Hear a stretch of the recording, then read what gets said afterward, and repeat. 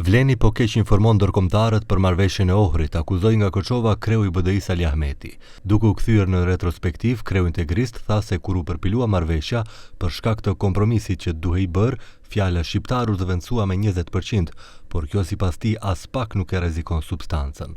Shtoi se gjua shqipe në marrëveshjen e Ohrit është gjuhë zyrtare në të gjitha institucionet e shtetit. Marrëveshja e Ohrit ka ndryshuar statusin politik dhe juridik të shqiptarëve në Maqedoni.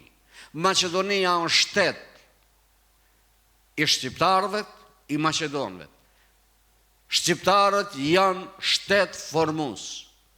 Është tjetër që ne na kanë poshtru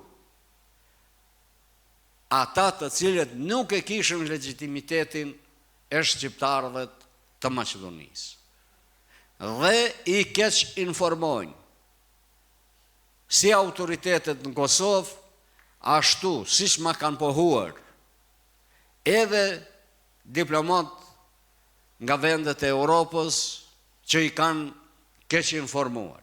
Për ta zhbërë këtë keq informim, Ahmeti tha se BDI ka punuar me kapacitet të plot për të informuar garantuesit e marrëveshjes së Ohrit, SBA-n, BE-n dhe NATO-n, dhe në rast se rrezikohet gjua dhe marrëveshja e Ohrit, sipas tij përgjegjësia duhet të ndahet bashkë me ta, siç është bashkëndarë edhe suksesi.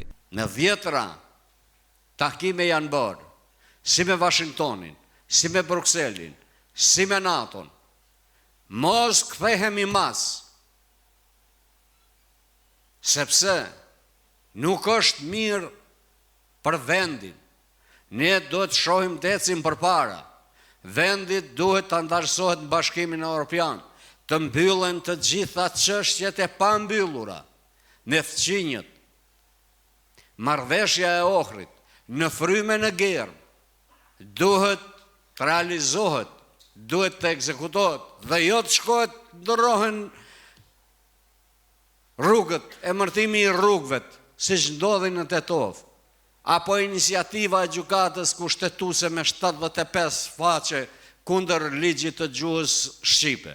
Vetëm duke e pranuar njëri tjetrin, shteti mund të ecë përpara, tha Ahmeti, duke bërë thirrje për bashkëjetesë dhe marrëdhënie të mira ndëretnike.